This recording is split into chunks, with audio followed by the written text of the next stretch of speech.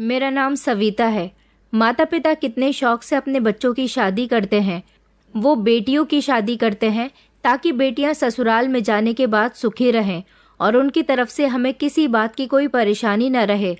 बेटों की शादी इसीलिए करते हैं कि घर में बहू आ जाएगी तो वो सास ससुर का ख्याल बेटी बनकर रखेगी और उसे भी हम लोगों से माता पिता के जैसा प्यार मिलेगा। मगर कभी कभी ऐसा होता है, हम जैसा सोचते हैं, जैसा चाहते हैं, ऐसा नहीं होता। आजकल 60% घरों में देखा जाता है कि सास बहू में हमेशा लड़ाई रहती है, मगर मैं ऐसी बिल्कुल भी नहीं थी। मेरा मन करता था कि मेरे बेटे की जल्द से जल्द शादी हो जाए और मेरे घर में बहू आ जाए। मैं अपनी बहू को हमेशा बेटी बनाकर रखूं, क्योंकि मेरी कोई बेटी नहीं थी। सारी जिंदगी मैं बेटी के लिए तरसती रही थी। मेरी कोई बहन भी नहीं थी, मैं इकलौती थी और मेरा बेटा अब जवान हो गया था। अब मैं उसके लिए एक अच्छी और संस्कारी लड़की तलाश करने की कोशिश कर रही थी। मुझे ऐसी लड़की की तलाश थी जो भले ही पढ़ी लिखी न हो मगर घर गृहस्थी को अच्छी तरह से संभाल ले। ऐसा नहीं था कि मैं घर का कोई काम नहीं करती थी। मैं चाहती थी कि मेरी बहू से भी घर के कामकाज आते हों और अगर ना भी आते हों तो वो इन कामों में इंटरेस्टेड हो। मुझे मॉडर्न बहू नहीं चाहिए थी, क्योंकि मैं खुद भी मॉडर्न नहीं थी और ज़्यादातर पुराने ख्यालातों की थी। अपने बेटे को मैंने बहुत पढ़ाया लिखाया था।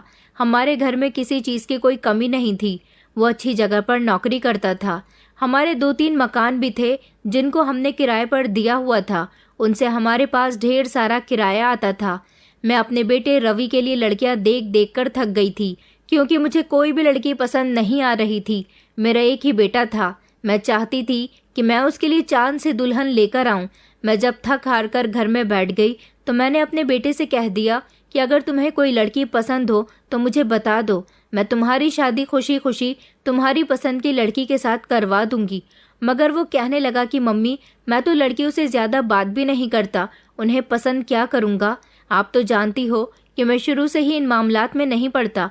मैं अपने काम से काम रखता हूँ। मुझे कोई लड़की पसंद नहीं है। आप जिस लड़की के साथ मेरी शादी करवा दोगी, मैं खुशी खुशी उसके साथ ज़िंदगी गुजार लूँगा। मैंने कहा कि बेटा, ज़िंदगी गुजारना ही ज़िंदगी का मकसद नहीं होता, बल्कि ज़िंदगी को खुलकर जीना और उसमें अपनी खुशियों को तलाश करना ही ज़िंदगी का असल मकसद होता है। मेरा बेटा कहने लगा कि मेरी खुशियाँ तो सिर्फ मेरी माँ से जुड़ी हुई हैं। मेरा बेटा शुरू से ही बहुत समझदार था। वो ज़्यादातर अपने काम पर ध्यान दिया करता था। यही वजह थी कि उसने अपने पिता के मरने के बाद घर को बहुत अच्छी तरह से संभाल लिया था। वो अपने पिता की हर जिम्मेदारी को अच्छी तरह से पूरा कर रहा था। उसका ध्यान कहीं और नहीं भटकता था। वो लड़कियों से बहुत दूर रहता था। उसे कोई लड़की पसंद भी नहीं थी। अगर पसंद होती तो वो ज़रूर मुझे बता देता। आजकल के लड़के तो वैसे भी खुलेआम माता पिता के सामने अपनी पसंद बता देते हैं और फिर कहते हैं कि उन्हें तो अपनी पसंद की लड़की से ही शादी करनी है। मगर मेरा बेटा ऐसा बिल्कुल भी नहीं था। मेरा बेटा जानता था कि मैं उसके लिए खूबसूरत लड़की ही तलाश कर रही हूँ, तभी उसका रिश्ता लगने में समय लग रहा है। ये बात मेरे बेटे ने मुझे बहुत अच्छे तरीके से समझाई थी। उसने कहा था कि मम्मी, आपको हमेशा से ही मेरे लिए खूबसूरत लड़की की तमन्ना रही है। कभी कभी ऐसा भी होता है कि इंसान ऊपर से जैसा दिखता है मगर अंदर से वैसा नहीं होता। असल में अंदर से वो कुछ और ही होता है। मैं तो अपना फैसला आपके ऊपर छोड़ देता हूँ, मगर बेटा तो साफ बच गया था। अब मुझे ही कुछ न कुछ करना था और फिर फाइनली मुझे एक लड़की पसंद आ गई थी। उसका नाम रूपाली था। रूपाली बेहद सुंदर थी। मैं उसके घर से उसका फ़ोटो भी लेकर आ गई थी ताकि रवि को दिखा सकूं। घर आने के बाद मैंने रवि के टेबल पर रूपाली का फ़ोटो रख दिया था और उससे कहा था कि मुझे तुम्हारे लिए लड़की पसंद आ गई है, एक नज़र उसे देख लो। मेरे बेटे ने कहा कि नहीं मम्मी, मुझे देखने की भी कोई ज़रूरत नहीं है। मुझे उम्मीद है कि आपने मेरे लिए अच्छी लड़की ही तलाश की होगी। मगर मैंने उसे बहुत समझाया कि ज़िंदगी तुम्हें उसके साथ गुजारनी है। ऐसा तो नहीं है कि तुम शादी की पहली रात ही उसे देखोगे। ये पुराना ज़माना नहीं है। तुम प्लीज़ एक नज़र लड़की को देख लो। मेरे बेटे ने लड़की को देखा तो उसे भी वो पसंद आई थी। उसने कहा था कि मुझे तो पसंद आई है, आपको पसंद हो तो आप इस रिश्ते को फाइनल कर देना। अपने बेटे के मुंह से ये बात सुनकर मुझे थोड़ी तसल्ली हुई थी। मैंने लड़की वालों को अपने यहाँ अपने बेटे से मिलने के लिए बुलाया था। वो लोग मेरे बेटे से मिले। उन्होंने हमारा घर बार देखा। उन्हें ये सब कुछ बहुत अच्छा लगा था और इस तरह दोनों परिवारों के बीच दोनों बच्चों का रिश्ता तय हो गया था। मगर लड़की वालों की हरकतों से ऐसा लगता था जैसे वो अपनी बेटी की शादी बहुत जल्दबाजी में करना चाहते हैं। उन्होंने बहुत जल्दी में इस शादी को करने का फैसला किया था। रिश्ता तय होते ही मेरे बेटे की शादी रूपाली के साथ पूरे 1 महीने में हो गई थी। मेरे बेटे की नई जिंदगी का आगाज हो गया था। हमने उम्मीद के सपने सजाए हुए थे कि अब हमारा घर भी एक नई रोशनी से जगमगाएगा। वैसे तो रूपाली देखने में बहुत मासूम सी लड़की लगती थी, लेकिन अंदर से तो वो बहुत ही चालाक निकली। शुरू के दिनों में ही धीरे धीरे उसकी असली फितरत सामने आने लगी, क्योंकि शादी के कुछ मेहमान उसके मायके के भी थे। उनमें से एक औरत से मेरा टकराव हुआ था। उस औरत को मैंने दूसरी औरत से बातें करते हुए सुना था कि अच्छा हुआ रूपाली की शादी हो रही है। वैसे भी इसने अपने माता पिता को बहुत तंग करके रखा हुआ था। मगर उस औरत की नज़र झट से मुझ पर चली गई थी, इसलिए वो खामोश हो गई थी। तो मैं उसके करीब गई। मैंने कहा कि रूपाली ने अपने माता पिता को कैसे तंग किया हुआ था, क्या मैं आपकी बात का मतलब जान सकती हूँ? तो वो कहने लगी कि तंग किया हुआ का मतलब वो अपनी डिमांड्स बहुत रखती थी और उसकी डिमांड्स भी कुछ हाई फाई होती थी। तो आपसे भी ऊंची ऊंची डिमांड्स करेगी तो आपको भी पूरी करनी होंगी। मैंने कहा कि हाँ, मैं अपनी बहू की हर ख्वाहिश को पूरा करूंगी। वो तो मुझे मेरी बेटी समान है। मैं इसे बहू नहीं बल्कि अपनी बेटी बनाकर अपने घर ले जा रही हूँ। हमारे पास पैसों की तो वैसे भी कोई कमी नहीं थी और फिर रूपाली मेरी एक ही तो बहू थी। मैं जो चाहे उसकी खातिर कर सकती थी। ऐसा लगता था वो औरत कहना तो कुछ और चाहती है मगर बोल कुछ और गई, क्योंकि उसने बात का रुख बदल दिया था और अब धीरे धीरे मेरी बहू की सारी हरकतें हमारे सामने खुलकर आने लगी थी। रूपाली के बारे में आखिर उसके अपने रिश्तेदार ही ऐसा क्यों कह रहे थे कि वो जिस घर में जाएगी उनको नानी याद दिला देगी, क्योंकि तमीज़ नाम की कोई चीज़ इस लड़की के अंदर पहले से ही नहीं थी। फिर इसका मतलब ये नहीं कि वो बुरी इंसान थी, क्योंकि किसी के अंदर एक बुराई हो तो इंसान बर्दाश्त कर लेता है, पर रूपाली के अंदर तो बुराइयां ठूस ठूस कर भरी हुई थी। वो बहुत ही सुस्त थी। घर के किसी भी काम में हाथ बटाने का उसका कोई इरादा नहीं था। मैंने सोचा कि अभी उसकी नई नई शादी हुई है और वैसे भी शादी के बाद ससुराल में लड़कियों को एडजस्ट होने में टाइम लगता है, इसलिए वो भी धीरे धीरे करके एक एक काम काज को अच्छी तरह से समझ जाएगी। इसलिए मैंने कुछ दिन खामोशी रख ली थी, लेकिन जब उसकी सुस्ती और जिद दिन ब दिन बढ़ती चली गई तो मैंने धीरे धीरे उसे प्यार से समझाना शुरू किया, क्योंकि वो घर का कोई काम नहीं करती थी, बस सारा दिन अपने कमरे में आराम करती रहती थी। मैंने उससे कहा कि रूपाली बेटा देखो, ये तुम्हारा घर है, तुम्हें ही तो अब इस घर को संभालना है और मेरा बेटा अब तुम्हारा पति है, उसकी सेवा करना अब तुम्हारा कर्तव्य है और एक औरत के लिए अपने पति का ख्याल रखना बहुत ज़रूरी होता है। लेकिन मेरी बातों का रूपाली पर कोई असर नहीं होता था। वो मुझे ऐसे देखती थी जैसे मैं उस पर कोई जुल्म कर रही हूँ। उसका बिहेवियर तो हमेशा कड़क ही रहता था और वो मुझे ऐसे पलटकर जवाब देती थी कि मैं अंदर तक टूट कर रह जाती थी, क्योंकि ऐसी बदतमीज़ी तो हमारे पूरे ख़ानदान में कोई नहीं करता था। हम लोगों में बहुत तमीज़ से बात की जाती थी, मगर बहू थी कि प्यार से बात करने पर भी गुस्से से पलटकर जवाब देती थी। मुझसे कहने लगी कि आपको तो हमेशा मुझसे कोई ना कोई शिकायत ही रहती है, जो मेरा मन करेगा वो मैं खुद कर लूँगी, आपको ना जाने क्या तकलीफ़ रहती है। उसकी बात सुनकर तो मैं हैरान रह जाती थी और कभी कभी सोचने लग जाती थी कि शायद मैं ही गलत हूँ, वो अपनी जगह सही कह रही है। मैं पहले भी तो घर के सारे काम किया करती थी ना, अभी भी कर लूँगी तो कोई मुसीबत तो नहीं आ जाएगी। शायद मैं ही उससे ज़्यादा उम्मीदें रख रही हूँ, लेकिन जब मैं देखती कि खाने के टाइम हो या घर के दूसरे काम हो तो वो कभी भी सही तरीके से उन कामों को नहीं करती, तो मेरे दिल में ये बेचैनी बढ़ने लगी कि रूपाली न सिर्फ सुस्त थी बल्कि ज़िद्दी और बदतमीज़ भी थी। जब भी मैं उससे कुछ कहने की कोशिश करती, उल्टा वो मुझे ही इल्ज़ाम देने लगती और लड़ने लग जाती थी। हमारे घर में कभी किसी ने ऊंची आवाज़ में बात तक नहीं की थी, लेकिन वो तो हल्की आवाज़ में कभी बात करती ही नहीं थी। उसकी आवाज़ इतनी कड़क और तेज़ होती थी कि घर के बाहर तक जाने लगी थी। मुझे तो उससे बोलने में भी अब डर लगने लगता था कि कहीं घर की लड़ाई पड़ोसियों को पता न चल जाए, वरना पड़ोसी सोचेंगे कि इस घर में न जाने किस बात पर झगड़ा होता रहता है। हमेशा वो यही कहती रहती थी कि आप मुझे तंग करती रहती हो। उसकी ऐसी बातों से अब मेरा बिहेवियर भी सख्त हो गया था, लेकिन मेरा बिहेवियर तो सिर्फ बातों तक ही था। मुझे नहीं पता था कि वो बदतमीज़ी पर उतर आएगी और मेरे साथ इतना बुरा करना शुरू कर देगी। न जाने वो मुझसे किस बात की दुश्मनी निकालना चाहती थी। कहते हैं ना कि जब कोई इंसान आपका दुश्मन बन जाता है तो आपके साथ बैर डाल लेता है। वो भी मेरे साथ कुछ ऐसा ही कर रही थी। पहले इस घर में हम दो माँ बेटे ही तो हुआ करते थे। वैसे तो मैं ही सबके कपड़े धोती थी, मगर हम दोनों माँ बेटे के ज़्यादा कपड़े नहीं होते थे। लेकिन जिस दिन से रूपाली घर में आई थी, वो इतने ज़्यादा कपड़े चेंज करती थी कि मैं उससे तंग आ गई थी। वो मुझे तंग करने के लिए जानबूझकर ऐसी हरकतें किया करती थी। कभी कभी तो वो दिन में 2 या 3 बार कपड़े बदल लिया करती थी। वो खुद तो कपड़े धोती नहीं थी, बस कपड़े उतारकर मेरे आगे डाल दिया करती थी। सर्दियों का मौसम चल रहा था, सारी ही टंकियों में ठंडा पानी आता था, इसलिए मैं गीजर ऑन करके गर्म पानी लेकर कपड़े धोने लगी थी। एक दिन मैंने देखा कि रूपाली ने गीजर बंद कर दिया और टंकी में ठंडा पानी आने लगा। मैं गई तो मैंने देखा कि गीजर तो बंद है।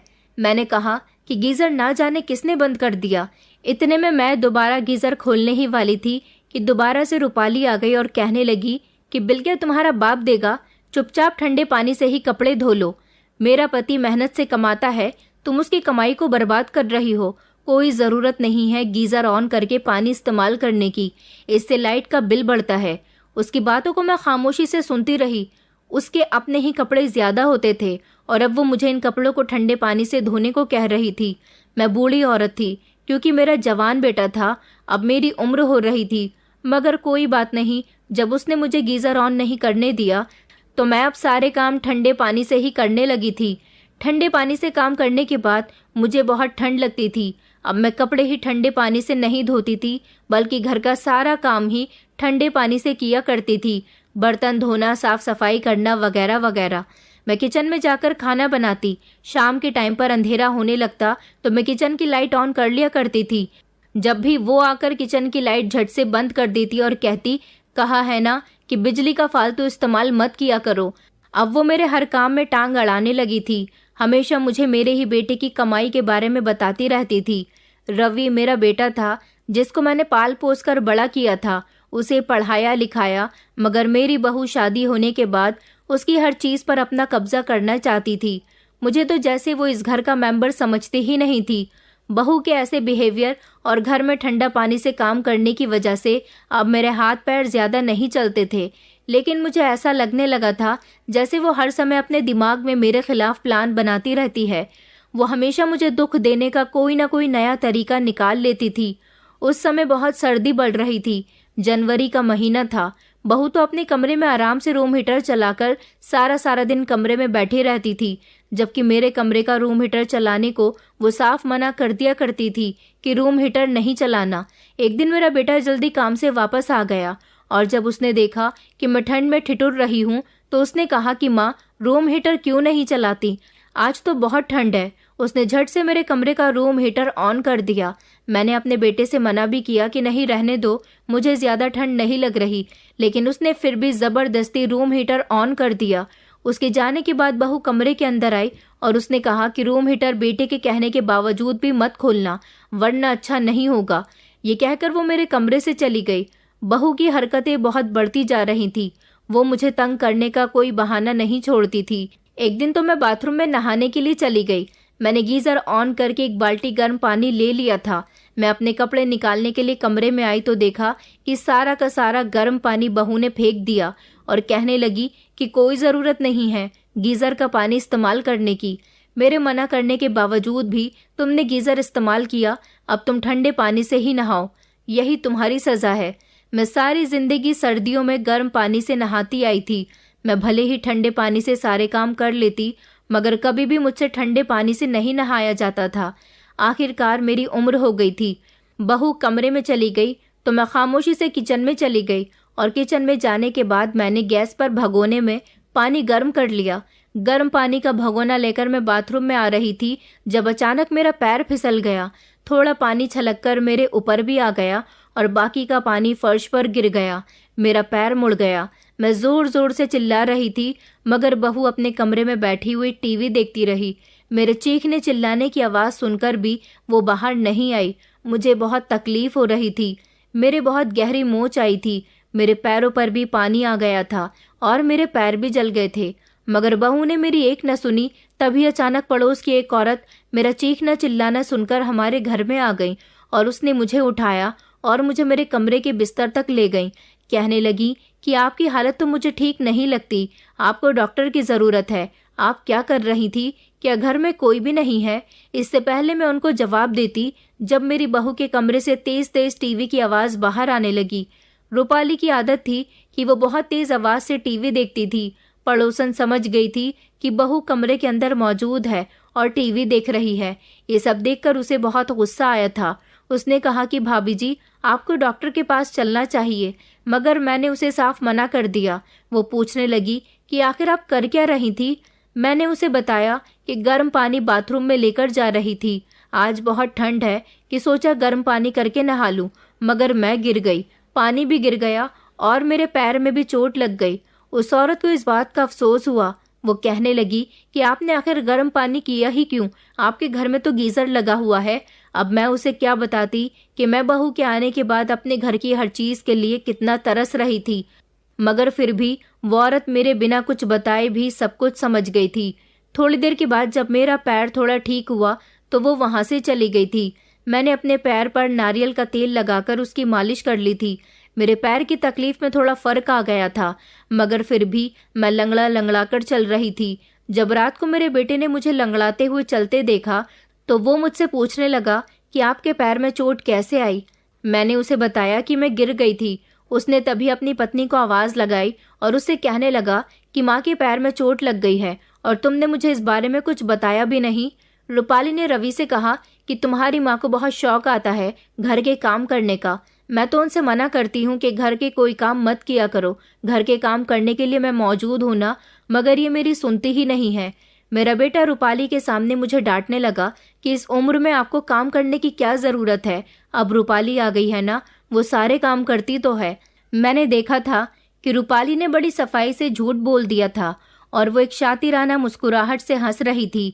बस यही काफ़ी नहीं था, उसने मुझे परेशान करने की हर हद पार कर दी थी। रात के समय जब सारे काम से निपटने के बाद मैं अपने बिस्तर पर लेटने के लिए गई और मैंने अपना लिहाफ ओढ़ा तो अचानक मुझे कुछ अजीब सी स्मेल महसूस हुई। ऐसा लग रहा था जैसे ये स्मेल मेरे बिस्तर से आ रही है। मैंने ठंड की वजह से अपने पूरे शरीर पर लिहाफ ढका हुआ था। धीरे धीरे मेरे शरीर में खुजली होने लगी और फिर खुजली इतनी तेज हो गई कि मेरे पूरे शरीर पर लाल लाल निशान आ गए थे। मैं खुजाते खुजाते परेशान हो गई थी। न जाने ये सब क्यों और कैसे हुआ था, मेरी कुछ भी समझ में नहीं आ रहा था। मैं तो बिल्कुल ठीक थी। मुझे लगा कि शायद मेरे बिस्तर में कोई कीड़ा होगा, उसने मुझे काट लिया होगा। मैंने अपना पूरा बिस्तर तलाश कर लिया था, मगर मुझे कहीं भी कोई कीड़ा दिखाई नहीं दिया था। सारी रात मैं खुजली से बेचैन रही थी। उधर मैं ठंड से कांप रही थी। जितना मैं बिस्तर पर लेटती और लिहाफ को ओढ़ती, मेरी खुजली बढ़ती जा रही थी। तंग आकर मैंने बिस्तर छोड़ दिया और मैंने सारी रात कड़कती ठंड में कुर्सी पर बैठकर गुजारी थी। सारी रात मुझे नींद भी नहीं आई थी। इसी वजह से मुझे ठंड लग गई थी। मेरी तबीयत खराब रहने लगी। बेटा तो सुबह होते ही अपने ऑफिस चला जाता था। सारा दिन मैं बड़ी मुश्किल से गुजारती थी। अब तो मुझे नहाए हुए भी कई दिन गुजर गए थे। मेरी हड्डियों में अजीब तरह का दर्द रहने लगा था। अगर मैं सोचूं कि मैं 5 मिनट के लिए आराम कर लूं तो मैं अपने बिस्तर पर आराम भी नहीं कर सकती थी। एक दिन मैंने बहू को देख लिया था कि वो मेरे कमरे में जाकर चोरी चुपके एक तरह का पाउडर मेरे बिस्तर पर छिड़क रही थी। अब मुझे समझ आया था कि ये कोई केमिकल है जिससे बिस्तर पर लेटने के बाद मेरे शरीर में खुजली होती है। मैं अपने बेटे को ये सब कुछ नहीं बताना चाहती थी, क्योंकि मेरा बेटा रूपाली के साथ बहुत खुश रहता था। वो मेरे साथ बिल्कुल सास जैसा सलूक कर रही थी। हर सास बुरी नहीं होती। मैं तो अपनी बहू को बेटी बनाकर इस घर में लेकर आई थी, मगर वो मेरी बेटी न बन सकी। वो मेरे बेटे के साथ खुश रहती थी। यही सोचकर मैंने कभी अपने बेटे को कुछ नहीं बताया कि मेरा बेटा तो इस लड़की के साथ खुश है। और वैसे भी अब मेरा बेटा उसका इतना दीवाना हो चुका था कि अगर मैं उसकी कोई शिकायत उससे करती भी तो वो मेरी बात का यकीन न करता। रूपाली मेरे बेटे से जो कहती वो वही किया करता था। हर हफ्ते में 2 बार उसे शॉपिंग पर जाना ज़रूर होता था। रात को मेरा बेटा 9 बजे तक घर आता तो 10 बजे वो दोनों कहीं ना कहीं घूमने ज़रूर जाते थे और रात को लगभग 12 बजे तक घर के अंदर आते थे। मेरा बेटा अगर मेरे लिए कोई खाने की चीज़ लेकर आता तो रूपाली मुझे इशारे से खाने को मना कर दिया करती थी। मैं दिन ब दिन कमज़ोर होती जा रही थी। आस पड़ोस की औरतें ये सब अच्छी तरह से देख रही थी कि मेरी बहू ने मुझे तंग करने में कोई कमी नहीं छोड़ी है। वो सब मुझसे यही कहती थी कि तुम अपनी बहू के खिलाफ आवाज़ उठाओ, अपने बेटे को उसकी सारी हरकतों के बारे में बताओ, मगर मैं अपने बेटे की खुशी नहीं छीन सकती थी। मेरा बेटा उसके साथ बहुत खुश था। मैं नहीं चाहती कि मेरी वजह से इस घर में अशांति फैले। अगर मैंने अपने बेटे से शिकायत की तो उन दोनों पति पत्नी के बीच झगड़ा हो जाएगा और रूपाली मुझसे और भी ज़्यादा दुश्मनी निकालने लगेगी। मैं रात बीच में बिस्तर को धो दिया करती थी, यही सोचकर कि बिस्तर को धोने से इसके अंदर से वो खुजली वाला केमिकल निकल जाएगा। मगर सर्दी का टाइम था, धूप का भी दूर दूर तक नामो निशान नहीं था। किसी दिन धूप निकलती तो किसी दिन नहीं निकलती थी। बिस्तर गीला ही रहता था। बिस्तर धोने से इतना फ़ायदा होता था कि उसमें मौजूद केमिकल निकल जाता था, लेकिन बिस्तर सूख ही नहीं पाता था। मैं सारी रात फिर भी इसी तरह से गुजारती थी। मुझे अपनी ज़िंदगी से नफ़रत महसूस होने लगी थी। जितने शौक़ से मैं अपनी बहू को इस घर में लेकर आई थी, वो मेरी ज़िंदगी इतनी ही दुश्वार बना रही थी। मेरी हड्डियों में अब इतना दर्द होता था कि मैं कोई काम करने काबिल न रही थी। फिर भी घर के सारे काम मुझे ही करने पड़ते थे। बहू का बिहेवियर दिन ब दिन इतना दुश्मनी भरा होता जा रहा था कि अब मुझे उससे डर लगने लगा था। कुछ दिनों के लिए रूपाली अपने मायके रहने के लिए चली गई थी तो मुझे ज़रा सुकून मिल गया था, क्योंकि उसके पीछे मुझे सुकून मिल जाता था और मैं पेट भरकर खाना भी खा लिया करती थी, क्योंकि उसके होते हुए मैं ठीक से खाना भी नहीं खा सकती थी। वो अपने मायके गई तो 1 हफ्ते के लिए थी, मगर 2 ही दिन में वापस आ गई थी। न जाने क्यों इतनी जल्दी उसे यहाँ आने की लग रही थी।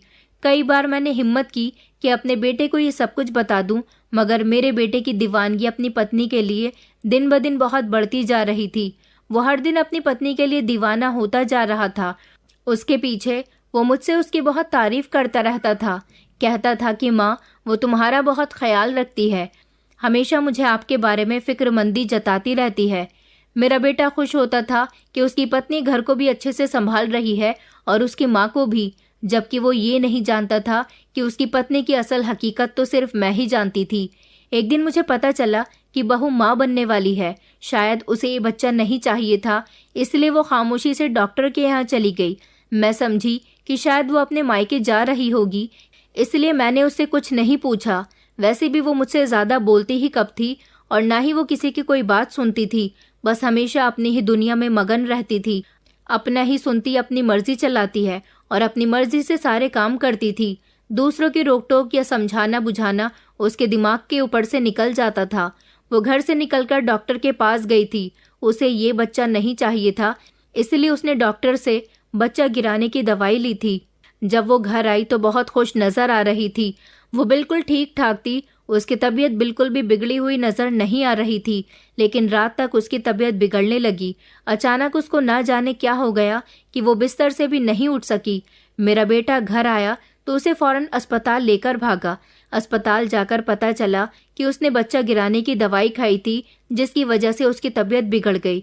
ये बात मेरे बेटे ने सुनी तो आग बबूला हो गया और अपनी पत्नी से शिकायत करने लगा कि आखिर तुम्हें बच्चा गिराने की दवाई खाने की क्या ज़रूरत थी? तुम माँ बनने वाली थी, ये बात तुमने मुझसे क्यों छुपाई? इस बात का इल्ज़ाम भी रूपाली ने मुझ पर लगा दिया कि माँ जी नहीं चाहती थी कि हमारे घर में कोई बच्चा आए। मैंने चौंक कर रूपाली की तरफ देखा और अपने बेटे की तरफ भी। मैंने कहा कि ये तुम क्या कह रही हो रूपाली? मैं भला ऐसा क्यों चाहूँगी? तो वो कहने लगी कि आप ही तो मुझे बच्चा गिराने की दवाई खाने के लिए जिद कर रही थी। मैंने कहा कि नहीं नहीं बेटा, ये झूठ बोल रही है। भला मैं ऐसा कैसे कर सकती हूँ? मेरा बेटा मेरी बात पर यकीन कर रहा था, मगर रूपाली ने बात को ऐसा घुमा फिरा दिया कि वो रूपाली की बात पर यकीन करने लगा। रूपाली ने कहा कि तुम्हारी माँ काफ़ी लंबे समय से मुझसे कह रही है कि बच्चा करने की कोशिश मत करना। अभी मेरा बेटा ही कम उम्र का है, उसका भी बच्चा आ जाएगा तो वो उम्र से बड़ा लगने लगेगा और मेरी भी बूढ़ी हड्डियों में इतनी जान नहीं है कि पोता पोती को खिलाती रहूं। तुम्हारी माँ तो हमेशा से मुझसे बच्चों के लिए मना करती है। मैंने कभी तुम्हें इस बारे में इसलिए नहीं बताया कि कहीं तुम्हें ये सब सुनकर गुस्सा ना आ जाए और तुम अपनी माँ को गलत न समझने लगो। मैं तुम दोनों माँ बेटे के बीच में मिसअंडरस्टैंडिंग क्रिएट नहीं करना चाहती थी, लेकिन अब जब मेरी प्रेगनेंसी के बारे में मैंने खुशी खुशी तुम्हारी माँ को बताया तो उनका मूड खराब हो गया और उन्होंने मुझसे कह दिया कि खबरदार, अगर जो तुमने माँ बनने की खबर अपने पति को बताई तो अच्छा नहीं होगा। ये घर से निकल गई। मुझे समझ नहीं आया कि वो कहाँ जा रही हैं।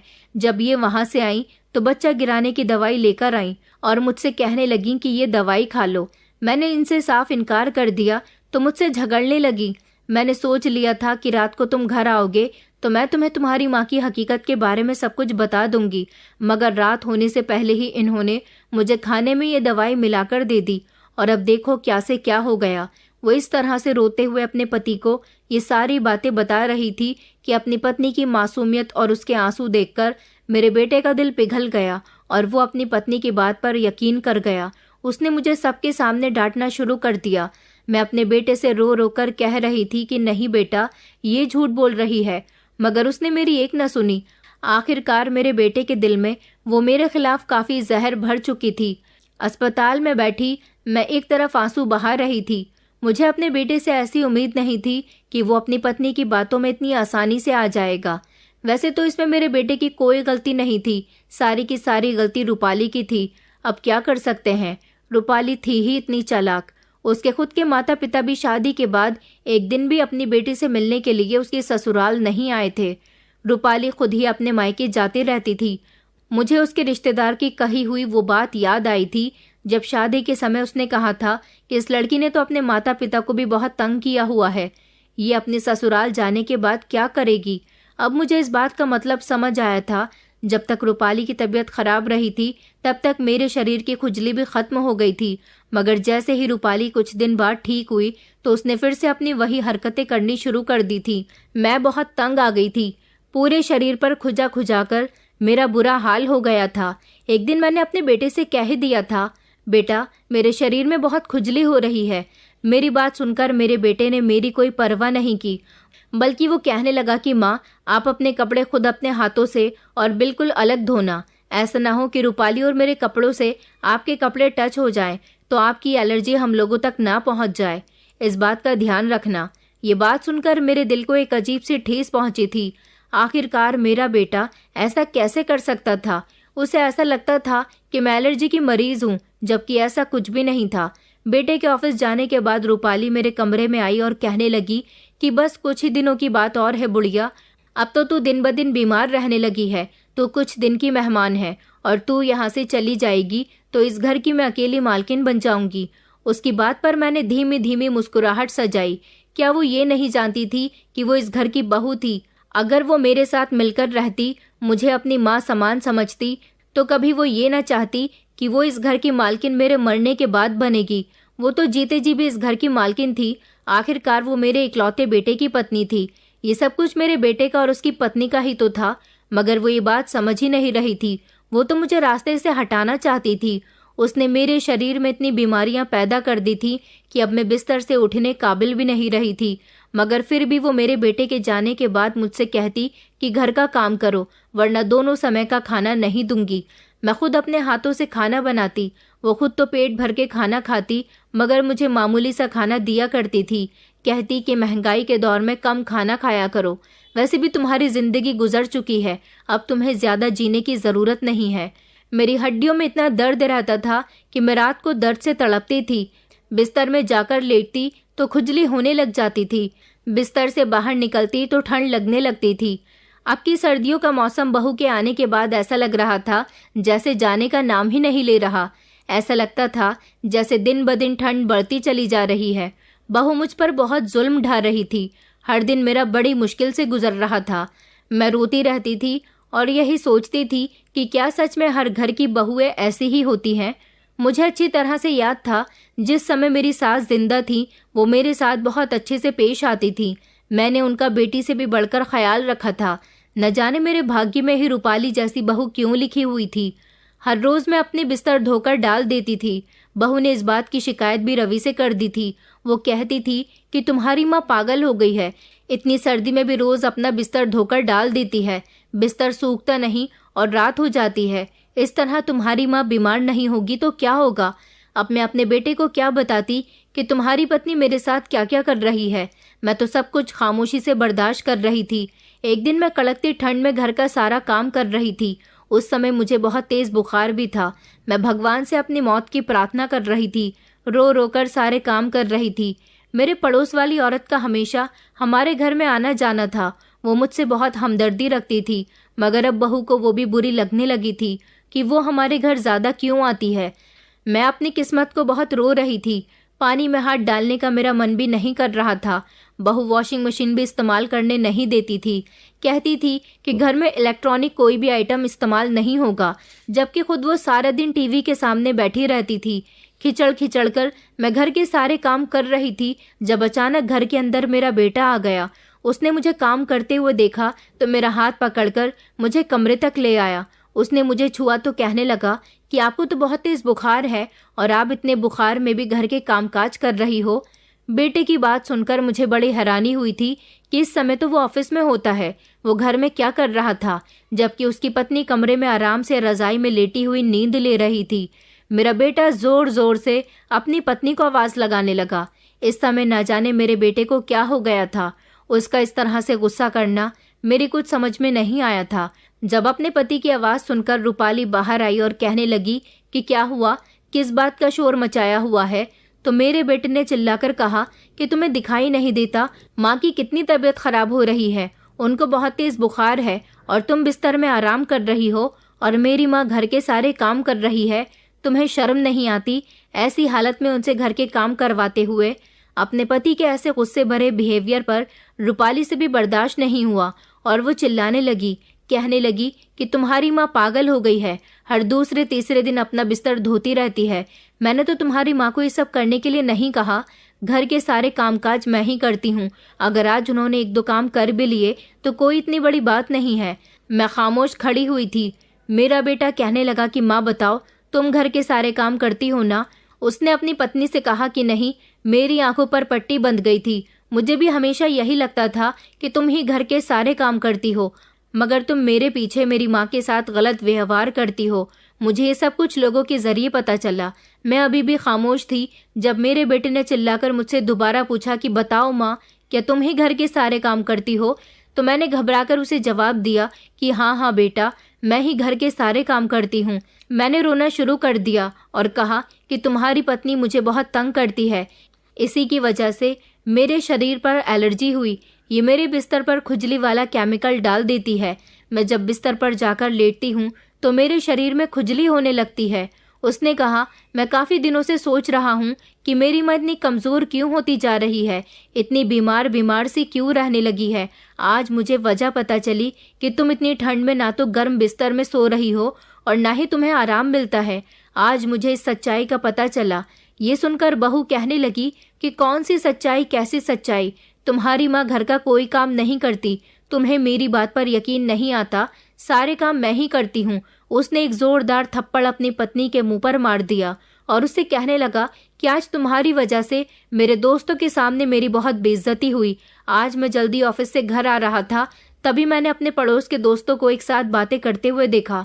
मैं उनके करीब गया और उनसे जाकर कहने लगा कि यार, तुम लोग तो मुझे कहीं दिखाई ही नहीं देते, आजकल कहाँ रहने लगे हो? तो वो कहने लगे कि हम तो यहीं रहते हैं, मगर हम तुमसे कोई मतलब नहीं रखना चाहते। उनकी बातें सुनकर मैं चौंक गया था। मैंने कहा, आखिर तुम्हारी बात का क्या मतलब है? तो उन्होंने कहा कि यार, तुम कैसे इंसान हो, अपनी माँ का बिल्कुल भी ध्यान नहीं रखते।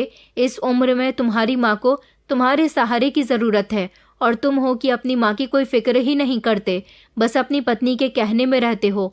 मैंने उनसे कहा कि आखिर क्या बात है, मैं तो अपनी माँ का बहुत ख्याल रखता हूँ, तुम लोग क्या कहना चाहते हो? उन्होंने कहा कि दरअसल हमारी माँ तुम्हारे घर आती जाती रहती है, तो उन्होंने तुम्हारी माँ को घर के सारे कामकाज करते हुए देखा। वो बेचारी बूढ़ी औरत सर्दी में ठिठुरते हुए घर के सारे काम करती है, बीमार रहती है। तुम्हारी पत्नी उन्हें खाना तक नहीं देती, उन पर बहुत अत्याचार करती है। तुम्हारी माँ बेचारी किस तरह रो रो कर अपनी जिंदगी गुजार रही है, ये सारे आस पड़ोसी बड़ी अच्छी तरह से जानते हैं। एक तुम हो जिसे अपनी माँ का दर्द दिखाई ही नहीं देता। तुम्हारी पत्नी की जिंदगी तो बड़ी आराम से गुजर रही है। हम तुम्हारे दोस्त हैं। हमारी माँ ने कहा कि हमें तुम्हारे साथ दोस्ती नहीं रखनी। वो कहती है कि अगर हम भी तुम्हारे कांटेक्ट में रहे तो हम भी तुम्हारे जैसे ही हो जाएंगे। तुम्हें अपनी पत्नी की ऐसी हरकतों पर रोक लगानी चाहिए। हमारी माँ कहती है कि अगर आने वाले समय में हमने भी रवि के जैसी संगत ले ली और हमारी पत्नी ने भी हमारी माँ के साथ ये सब कुछ किया तो क्या होगा। इसलिए उन्होंने कहा कि हमें तुमसे दूरी बनाए रखनी है। अगर हमने भी अपनी पत्नी को पूरी छूट दे दी तो हमारी माँ का हाल भी रवि की माँ के जैसा ही हो जाएगा। ये सब सुनकर तो मुझे एक जोरदार झटका लगा था। मुझे उम्मीद नहीं थी कि मेरी माँ के साथ मेरे ही घर में ऐसा होता है। मैं यहाँ खामोशी से आया तो मैंने देखा कि मेरी माँ अभी भी ठंड में ठिठुरते हुए सारे काम कर रही है। मुझे इस बात पर गुस्सा आया और देखा कि तुम अपने कमरे में मौजूद हो। तुम्हें शर्म आनी चाहिए, मेरी बूढ़ी माँ को इतना सताते हुए। बताओ तुम्हें ये सब कुछ करके क्या मिला?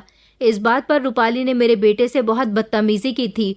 इस बात से ये क्लियर हो गया था कि वो सच में उसकी माँ के साथ भी बहुत गलत कर रही थी, क्योंकि रूपाली का बिहेवियर ही ऐसा था। लोगों की सही बात भी उसकी समझ नहीं आती थी। वो हमेशा लड़ने झगड़ने पर और अपनी दुश्मनी निकालने पर उतर आई थी। वो मेरे बेटे से इतनी बदतमीजी कर रही थी कि मेरे बेटे से बर्दाश्त नहीं हुआ। भगवान की कृपा से आज बेटे के सामने सारी सच्चाई खुलकर आ गई थी। मैंने भी कोई कसर नहीं छोड़ी। मैंने बेटे को सब कुछ बता दिया कि तुम्हारी पत्नी अब तक मेरे साथ क्या क्या कर चुकी है।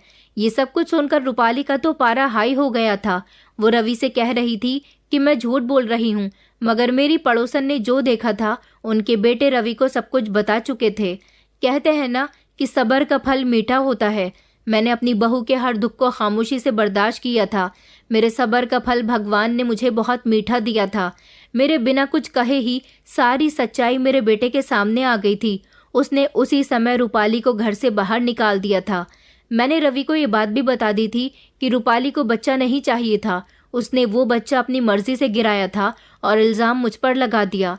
रवि को ये सब सुनकर बहुत गुस्सा आया था। रूपाली जब अपने मायके गई तो उसके घर वालों ने रवि को फ़ोन करके कहा कि हम इसे अपने घर में नहीं रखना चाहते, प्लीज़ इसे यहाँ से आकर ले जाओ, क्योंकि ये बड़ी चालाक और शातिर लड़की है। इससे तंग आकर इससे अपना पीछा छुड़ाने के लिए तो हमने इसकी शादी तुम्हारे साथ करवाई थी। रवि ने कहा कि आपकी बेटी ने मेरी माँ का जीना दुश्वार किया हुआ है। मुझे ऐसी पत्नी की भी कोई ज़रूरत नहीं है। रवि उसे डिवोर्स देना चाहता था।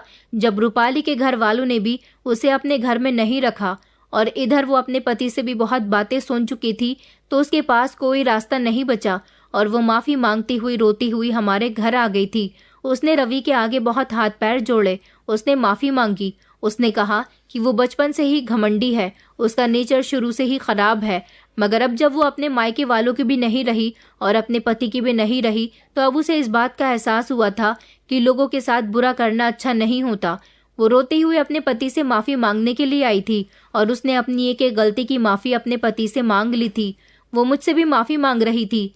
मेरा बेटा उसे माफ़ करने के लिए तैयार नहीं था, मगर मैंने उसे समझाया और कहा कि इसको माफ़ कर दो, क्योंकि गलती करने वाले इंसान को उसकी गलती सुधारने के लिए एक मौका ज़रूर देना चाहिए।